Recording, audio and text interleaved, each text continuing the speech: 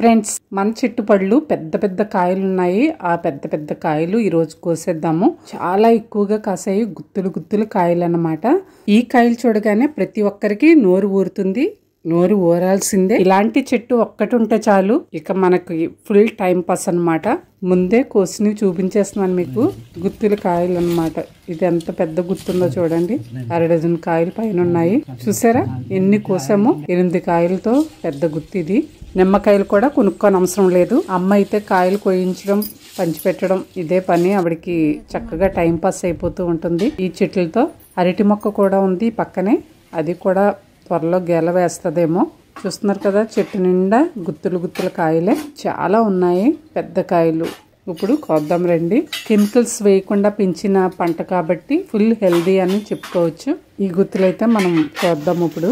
నారింజ కాయలతో మీరేం చేస్తారో కామెంట్ చేయండి. మా ఇంట్లో అయితే ఉప్పు కారం పెట్టుకొని తినడం అంటే చాలా చాలా ఇష్టం. కాయ కొయ్యగానే ఫస్ట్ మేము చేసే పని అది.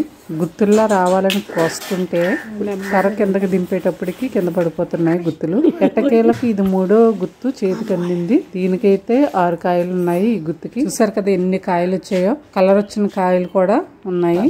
పచ్చని కాయలు మంచి స్మెల్ వస్తాయి. రంగు మారిన తర్వాత స్మెల్ అనేది తగ్గిపోతూ ఉంటుంది.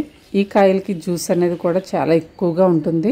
నారింజకాయతో మీరు ఏ పదార్థాలు వండుతారో కామెంట్ చేయండి. మీరు ఎలా వాడతారో కూడా తెలియచేయండి. నారింజకాయలో ఫుల్ సి విటమిన్ ఉంటుంది. నిమ్మకాయ ఎలా వాడతామో అలాగే వాడుకోవచ్చు దీన్ని కూడా. ఈ నారింజకాయలతో పులిహోర చేసుకోవచ్చు, నిమ్మ పచ్చడిలాగా పట్టుకోవచ్చు, జ్యూస్ చేసుకుని తాగొచ్చు, కర్రీస్ లో కూడా పిండుకోవచ్చు. పప్పు నారింజ రసం కాంబినేషన్ తో కూడా